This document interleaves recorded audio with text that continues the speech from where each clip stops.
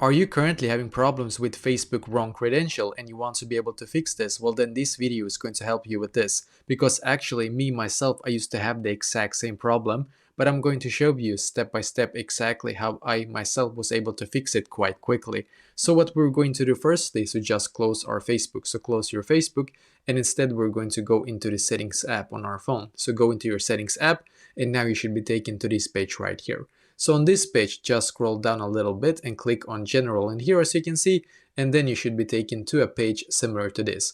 And now scroll down and try to locate where it says storage. For me it says iPhone storage in here, but for you it might say something else, just so you know.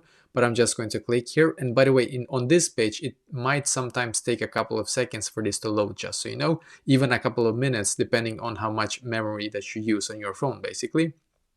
But now I'm just going to scroll down in here and find Facebook. So click on Facebook in here. Now I'm just going to click on offload app. Once again, I'm going to click on offload app in here, as you can see. It's going to load here, and then I'm going to click on the blue button here once again to be able to actually regain the app on my phone.